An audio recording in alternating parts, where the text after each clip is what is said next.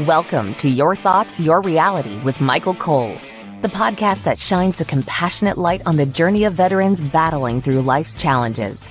Michael is a dual elite certified neuroencoding specialist in coaching and keynote training presentations, dedicated to guiding military veterans as they navigate the intricate pathways of post-deployment life.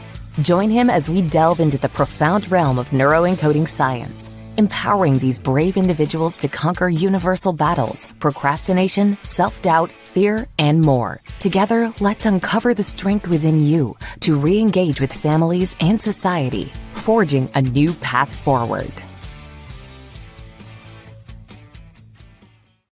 Hello, everybody. So today I'm super excited. I've been trying to get this guy on the show for a little bit, and we made it happen, so super excited. We got Danny O'Neill. Danny joined the Army as a forward observer at 19 years old on 9/11, was not messing around. Became a sergeant and a squad leader in 17 months, okay? 2 tours in Iraq. And let's fast forward. Successful business owner, Kinetic Ink Tattoo and Kinetic Threads. And he's chairman of the board on Warfighter Overwatch. So, I mean, we got a lot to cover today, but I just want to get you started. Danny, tell us a little bit about yourself. Yeah, I appreciate it, Michael. Thanks for having me. So I was born and raised right here in Northern California. I was born in Stockton. I graduated high school from Grant in Sacramento. And, I played sports growing up. Football and baseball were the 2 primary sports. I learned a lot of stuff, about being a good teammate and leadership, things like that. And essentially, I grew up with a dad who was in Vietnam. And I think that sort of at least pushed me towards, a sense of duty. And when 9/11 happened, it felt like a calling. I was young and in shape. I felt like it was my duty to go defend my country.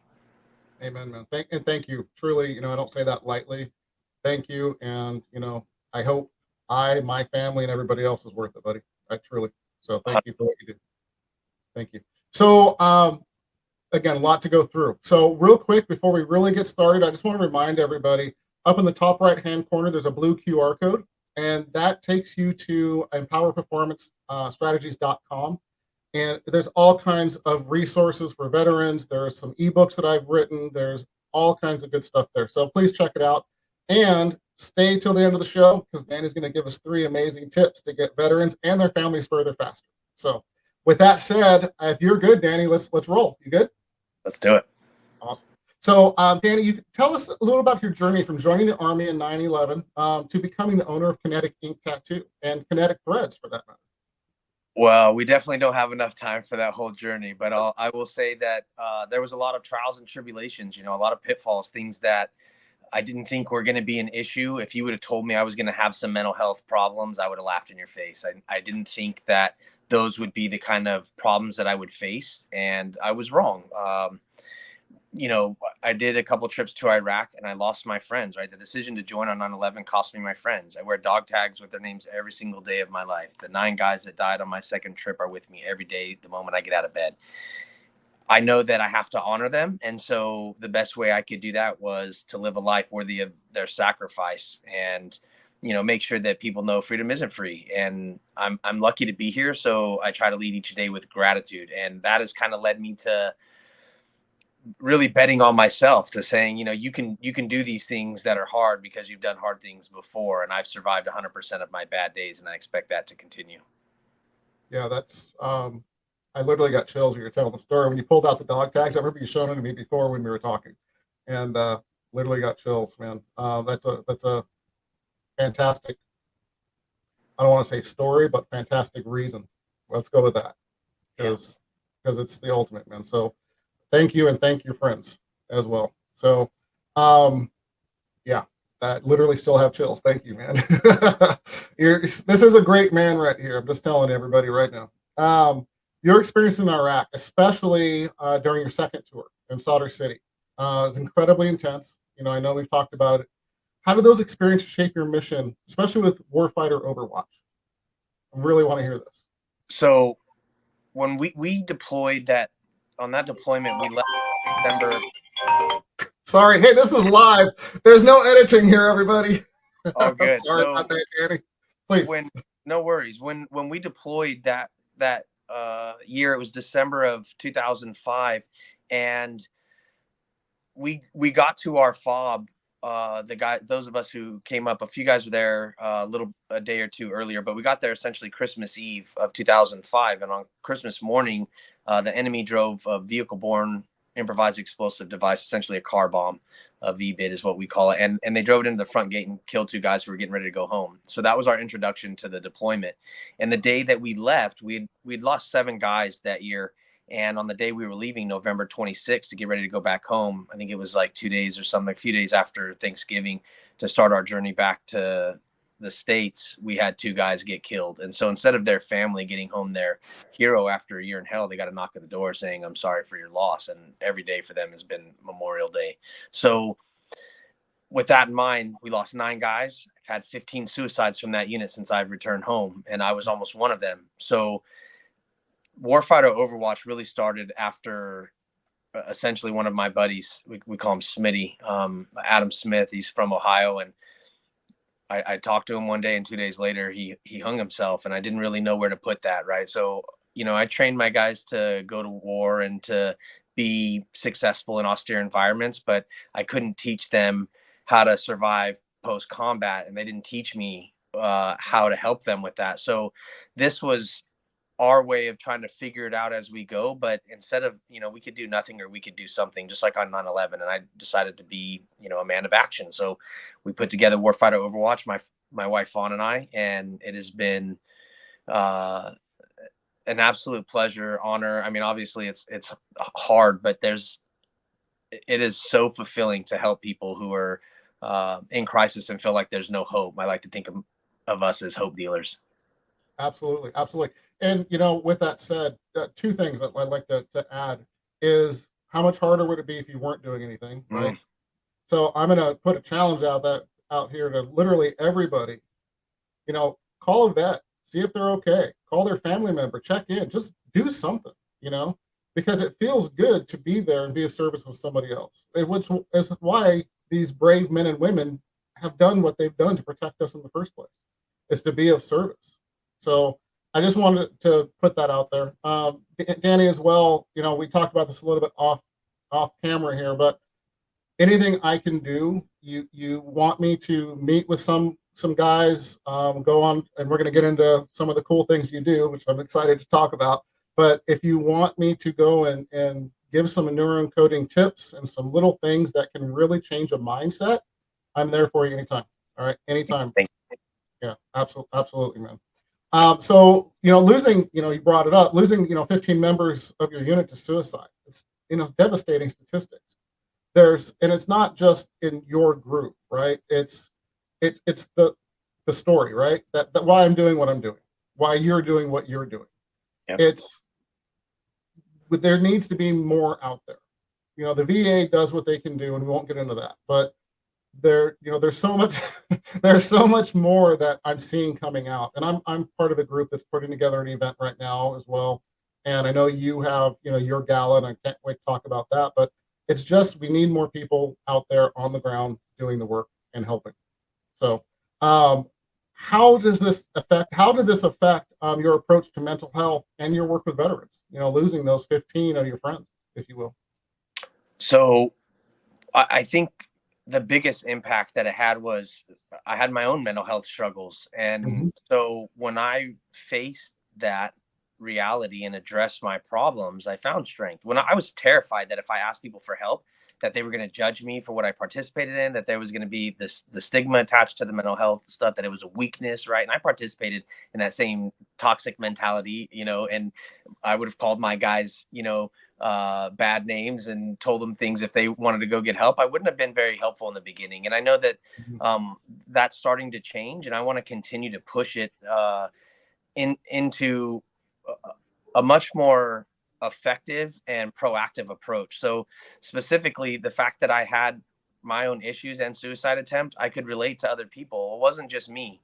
When I was really honest about the things that we had experienced in war, and then not just myself, but generationally, my dad, when I was a freshman in high school, I walked into my dad getting ready to commit suicide. He's a Vietnam vet, and he did 2 tours in Vietnam. So I feel very lucky that, my dad's still here. And Mhm. I know that even though I don't carry a rifle anymore, I'm not, doing raids and all that stuff, going on patrol, I still can serve my country. I can still help people. And when I faced my own problems, it allowed me to connect to other people and be vulnerable with them. So I could explain to them, like, listen, when I finally asked people for help, I genuinely found people who wanted my quality of life to improve. And when you tell me your issues, I genuinely want your quality of life to improve. I want you, you know, there's a few things that I think we can all take from adversity, and it's at the end of the day, it's what's inside of you is greater than what's in front of you. You can overcome anything that you face, but you don't have to do it alone. Amen. Amen. And it's military's condition. Don't ask for help. Figure it out. Asking for help is weakness. All of those things, right? I'm sure Yeah. you'll attest that. I mean, I know the story over and over and over again, and it's they do it for a reason. For us, it's our job, I think, really to take it from there. And asking for help is one of the most courageous things you can do, because otherwise, how many other people would do it? It's courageous, but once you do it, the help's there and everything changes. And the story that you're telling yourself changes. And your reality then changes, right? Absolutely. I was drinking and isolating. And the moment I stopped doing that, when I leaned on other people and allowed them to help me, when I gave myself a little grace, which is what my wife was asking me to do, and she was giving to me, it really allowed me to put down the bottle, to engage with my community, and now obviously have a big impact. And that's been it's been good for my own mental health and for those around me. Awesome. Awesome. So, look, you keep talking about your amazing wife, Fawn. So, how has Fawn contributed to the mission? And, what is the role of the or your family play in work with veterans and, Warfighter Overwatch? Well, Fauna's the hero of this story, without a doubt. I wouldn't be here without her. And, when I woke up in the hospital after I had my suicide attempt, she was there. She hadn't given up on me, and I had already given up on myself. It was something I had never, I think, felt that unconditional love, and it definitely allowed me to, I think, receive love in a way that I hadn't before. And even I didn't think I was capable of giving or receiving love. I felt kind of like my emotions weren't working anymore. Things were turned off. I was numb kind of to the world. And so I wouldn't be here. Warfighter Overwatch wouldn't exist without Fawn. She's the one who said, let's do this. Let's start a nonprofit, because we were helping people, but it was different, right? I had these guys who I had trained who are now starting to become senior leaders. And when they would go on a deployment and then they would come home and, think bad things happen, and they would say, hey, I got this guy who's struggling. Will you talk to him? And the answer is always yes. And I think the best part for that, at least in my eyes, was these guys trusted me, and they said to their soldiers, hey, listen, you can trust this guy. Because in the military, it was hard to go tell my chain of command I was struggling with mental health. I felt like they were going to, make me give up my job. I had a security clearance, all those things that went along with being a forward observer. It was, for me, the best gig on the planet. And then if I was going to have to give that up because I was struggling due to the job, I didn't like that. And again, I attributed that to weakness. So being able to tell these guys that that's not weakness, it is strength to ask for help. And, I just try to repeat the mantra that I didn't go to war alone. I didn't get in gunfights alone. I got in them with my team. I don't fight my battles back here alone. I use my support system so that I'm successful. Absolutely. That's so important, to really get into your thought process, is you're not alone unless Yep. you choose to be.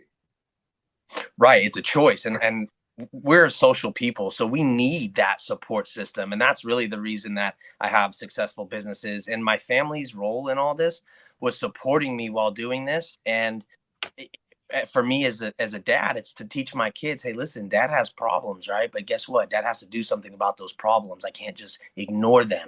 I have to address them and deal with them appropriately. Drinking alcohol is not appropriate answer for this stuff. It's bad coping skills that I was taught as a kid. Okay. It didn't work. It wasn't effective. So how can I show them new ways to have healthy habits and self-care well, lead by example. So that's what we've done, which I know we'll lead into. Yeah, fantastic. So I think I'm done with you. Where's Fawn? I'm just joking. No, I'm joking. No, she's I would love to have you both on at some point. That'd be fantastic. So um so how has Fawn contributed to the mission specifically, do you think? I mean, other than obviously support and those kinds of things. She's invaluable. So the programs that we have at Warfighter Overwatch were all designed based on a need that we saw, whether it was in the veteran community, along with their families, or the first responder community, and because we serve them as well. So when we see these issues that are plaguing both communities, there's something that we can do to address those. And she's created these programs that are specifically designed to kind of like, for our bridge program, it's to have a bridge where the agency's coverage ends and their need continues. How can we fulfill that need to make sure that this person is focused on their job while they're on duty and can go home and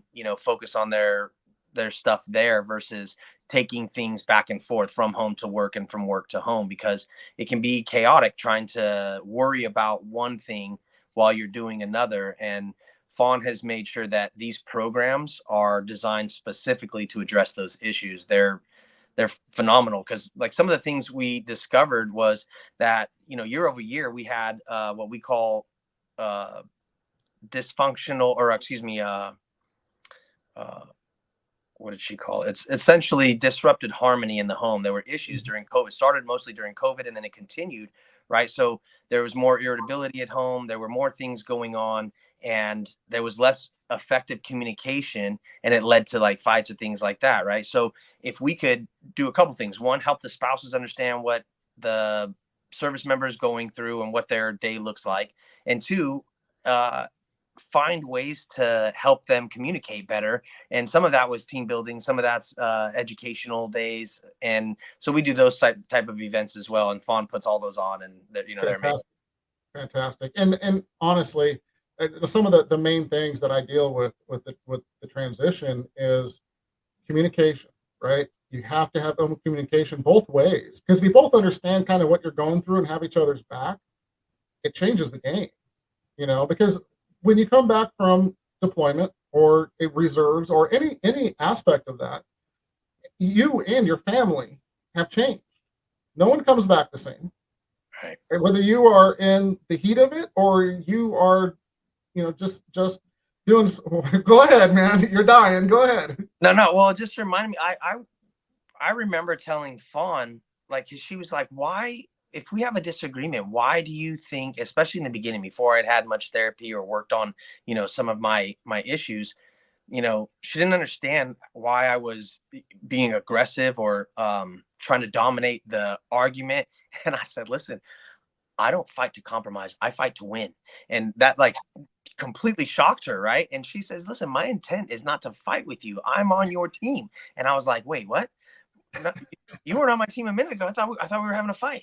And I was coming at my marriage from the wrong perspective, and I think that really hindered it in the beginning. So the best thing we could do for these relationships, like you said, when we address these communication issues, it can solve so many problems. Because if we have fair fighting, right, and good communication skills, which include most specifically, as a husband, listening skills, our quality of life will improve, our relationship will improve, and it won't just improve here at home with my spouse, but with others that I encounter. Absolutely. Once you slow down and realize you're not in that fight, like you said, it changes the game, man. And you were just busting up, and just I had to stop. Whatever. I don't even know what I was talking about now, but I knew you had something good. So literally, that communication. That's what I was talking about. The communication. If we can slow down and realize, hey, if we can just talk and come from a different angle, and we'll talk about this on a different show. I got some other people coming on. It changes the game. And I think a lot of times, of course, a man, what do? We want to fix it, right? And they don't want to be fixed. They want to be heard. Yeah, totally. So what we do a lot of times, we come in aggressively when we don't want to deal with something. When we actually if we come in aggressive, it's going to shut it down and we're not going to have to deal with it, right? Which doesn't work, because it comes back 5 times fold later on. And it's deserved. But when you just have that good communication and really being there for each other and slowing the heck down, it changes everything. And I see you attest to that as well. Well, that has allowed us to have 2 businesses that we run together, a nonprofit that we run together, to be able to work together every day.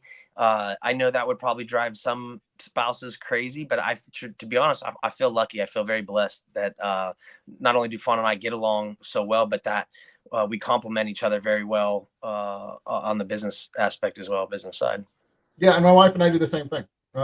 16 years with our construction company, and with the other company that we're Empower Performance, it's the same. So we're blessed to have found the people that are the yin and yang, right? Yeah. So amen. So let's see. Warfighter Overwatch really focuses a lot on mental health, right, and self-care. What specific programs or initiatives have you found to be the most effective supporting veterans? And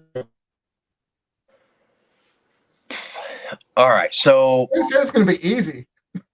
The things that we do for the veterans, we have some fishing. We have several events, but some of them are about hiking, getting the folks outside, outdoors, and reducing cortisol, right? Getting essentially what this does is it reduces our stress and it makes us feel better about ourselves. So and then it allows us to be vulnerable and connect with others. So we do hikes. We have a Valhalla hike. On that one is a specific hike that we do in Yosemite. I haven't released all this stuff yet, but we got some passes to be. Yeah, it's not always in Yosemite. It's usually somewhere out in the Sierra Nevada somewhere, but we're going to be in Yosemite and we're going to do a special hike this year. But I need guys to train for it, right? Because I'm already fat and broken too. I don't need to be carrying both of us off the mountain. So if I could get these folks in shape and capable of making the climb, what we do is we go hike up in the mountains in the most beautiful place on earth, Yosemite National Park, which we're so lucky to have right here. We go camp out and we do this amazing hike, and then and help connect with other people who've been through similar experiences who are like-minded. We also do local meetup hikes that are smaller, not as intense. You don't have to go sleep out in the woods. We do some fly tying events, which are some of my favorites. So we teach guys how to tie flies, and then we take them out fly fishing and take them same deal. It's going to go on a hike and you're going to go. The objective is to catch a fish on a tie that you flied. We have a squad recon. For me, it's our cornerstone program for veterans. We have reunions for people who deployed to Iraq and Afghanistan, Syria, anything during global war and terrorism. And what we do is we bring those folks who went through the same traumas, bring them back together, remind them that they're not alone. Just like I said earlier, they didn't get in gunfights alone. They didn't get in battles by themselves. They got in them with their team. So we want to bring that team back together, remind them they're not alone. They still have these people who knew them at their worst, at their best, and give them that support system that you kind of feel like you lose when you separate from your unit. Absolutely. And that's one of the main, again, things that with the transition that I really focus on is, find a new tribe, find your tribe, whatever it is, but don't go it alone, man. When people sit in their shit, excuse my language, but I'm going to say it, things go bad. Yep. So that's fantastic. I love what you're doing, man. And I would love to go on the just so you know, Danny's in my neck of the woods. So this is fantastic. So is Eddie Zamora and so on. So it's cool when I get to talk to somebody here, not Chicago or, somewhere else, or in South Korea or something. So I again would love to go play with you guys. I don't want to do 700-mile hike. Keep me local, brother, and we're good to go. You got it. But seriously, getting out, getting the physical exercise and working out to get there. I mean, that even elongates the amazing emotional and mental health benefits to that exercise, let alone then the camaraderie that everybody, and this is the thing I was going to bring up, the camaraderie that everybody's missing when they get out of the military. You have that camaraderie. Like, people don't realize the camaraderie that's there. And then when it gets changed, where it's like, what the hell happened? And now I'm back in, the civilian life. And it's such a shock, if you will. So, amen, you're doing that, man. And again, let me know any way I can help, truly. Thank you. Absolutely. So I have a note here, and I want to bring it up. So you mentioned that someone in your family has fought in every war since the Revolutionary War. Yeah, so we're all a bunch of dummies. If my last name is Patriots, Neel, Patriots, Danny, Patriots. Patriots. Uh, yeah, I know our government better than that. Patriots, they are. So my last name is very rare. It's O'Neill, but it's, as you can see on the screen, O''Neel. If you type in O'Neill Revolutionary War, you're going to find Major O'Neill, who was actually a prisoner of war during the Revolutionary War. But, you know, this wasn't something that my dad said, hey, when you graduate, you need to go in the service and, this is what you do. Right. My dad was a Vietnam vet. When he was a senior in high school, the Marines came and said, you have a week to pick a branch. You're coming with us. And my dad did not want to. He said, Marines are getting shot. I didn't want to get shot. So my dad joined the Navy. My dad got shot anyways. And so that's how war works. Right. But what I learned was, he didn't like talking about it.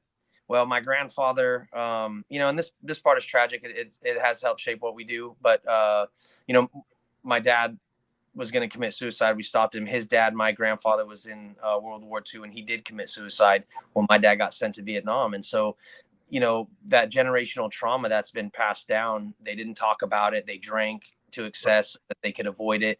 And that was something that I didn't want to do to my family, that once I realized I had started doing, I think a very quick turnaround to, I have to stop, behaving like this. And even more importantly, this is how I'm going to help these guys behind me. I'm going to turn around and say, hey, this doesn't fix your problems. This doesn't take away what happened, right? So my very first squad leader in the Army, his name is Jared Monty. Jared got the Medal of Honor.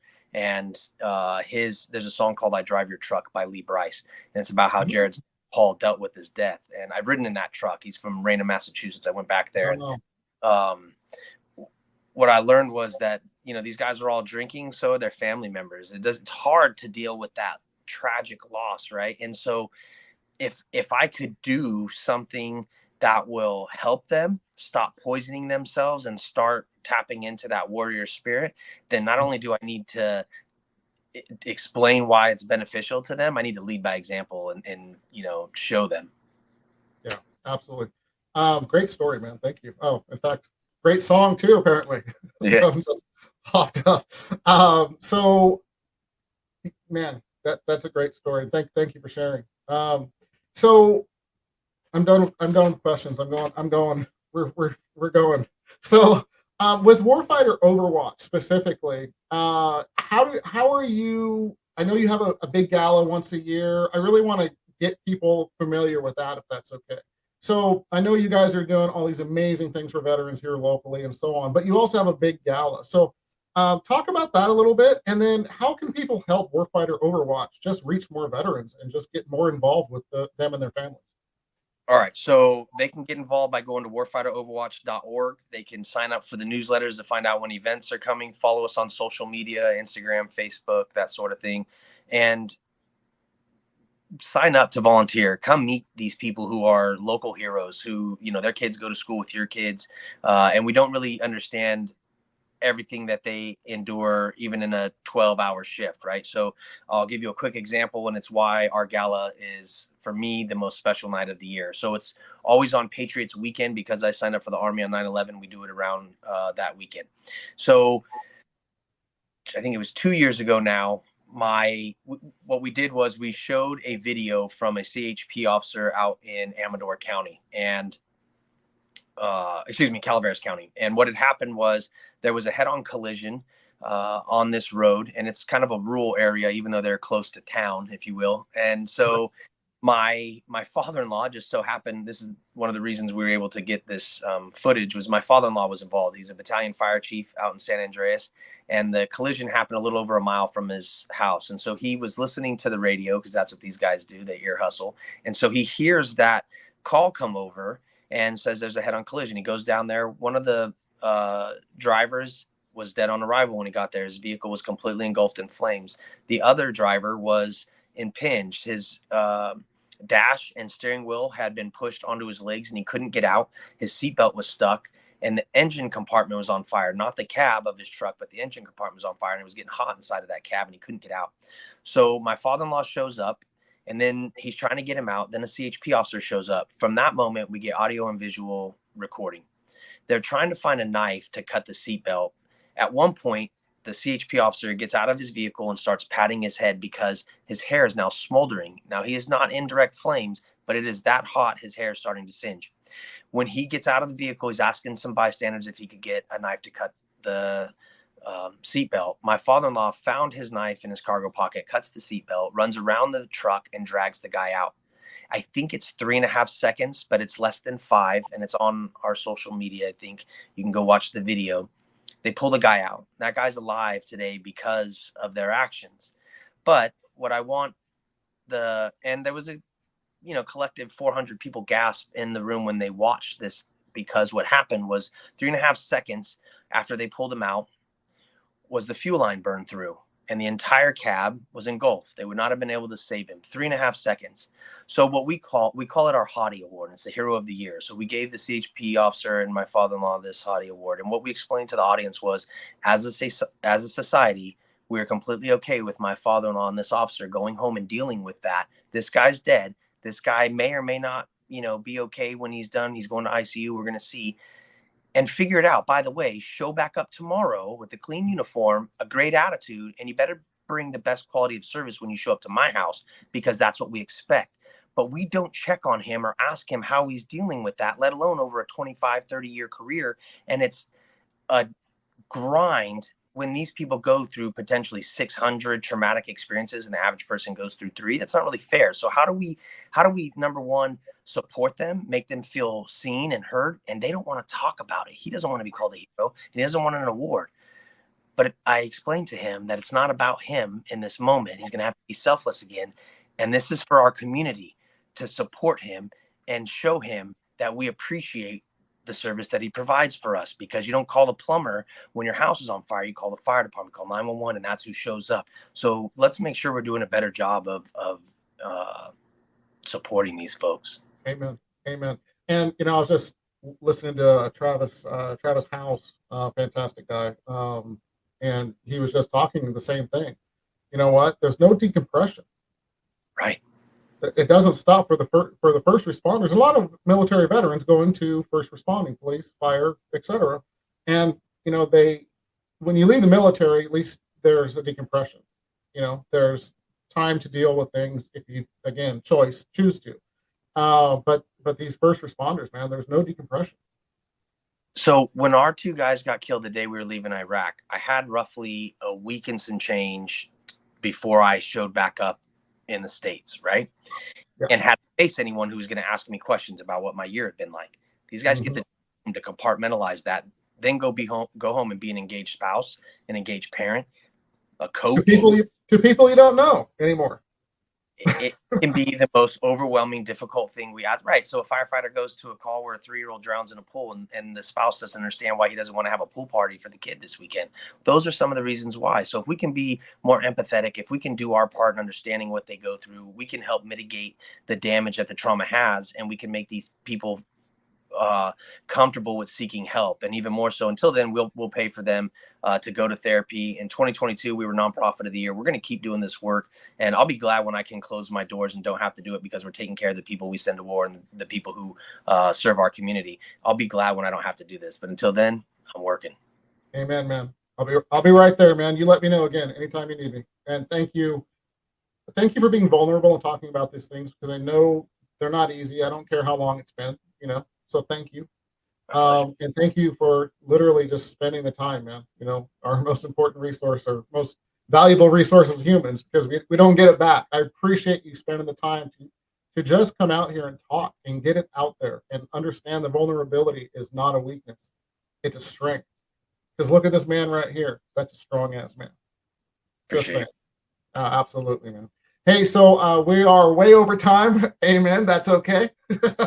So if we can, first of all, as far as someone reaching out to you specifically, I know we already talked about Warfighter Watch, I believe, but go ahead and recap.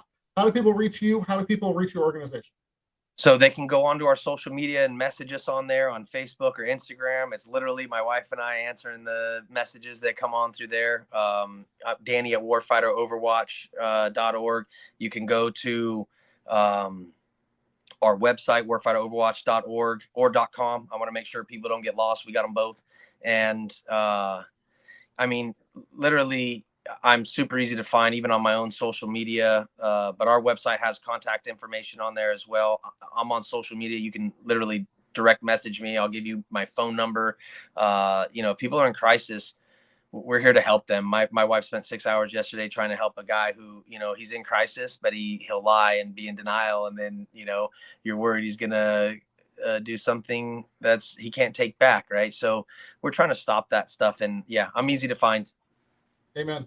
Hey, Danny, I'd love to, maybe we can get Eddie Zamora and his wife and you and Fawn and we all go out to dinner or something, man. I'd love that. So you got it. Let's do it. We're all here, man. Let's do it. So let's close this up with the 3 tips I promised. If they stuck around, give me 3 tips to get veterans and their families further faster, if you will. All right. First off, you got to have a support system. You can't do this alone. You got to have good people around you. Okay. You have to utilize self-care. You have to take care of yourself. Just think about what they say when you get on a plane. You got to put on your own oxygen mask before you assist someone else. If you're incapacitated, you can't help someone else. And 3, bet on yourself, man. Listen, I promise you're worth it and you're capable. You can do the things, the hard stuff. What's inside of you is greater than what's in front of you. You can overcome any adversity. I didn't know anything about being a business owner. I don't tattoo people, and we're thriving. So I promise you can do this. And I'm here to answer any questions if you have that self-doubt. I love it, man. Thank you. Thank you so much. Truly. Most important, man, just reach out, and then take that action. Get the life you deserve, because you deserve that life. So with that note, Danny, thank you so much, man. We are out of here. Thank you, brother. Thank you. Thank you for joining us on another insightful journey of Your Thoughts, Your Reality podcast with your host, Michael Cole. We hope the conversation sparked some thoughts that resonate with you. To dive deeper into empowering your thoughts and enhancing your reality, visit empowerperformancestrategies.com. Remember, your thoughts shape your reality, so make them count. Until next time, stay inspired and keep creating the reality you desire. Catch you on the next episode.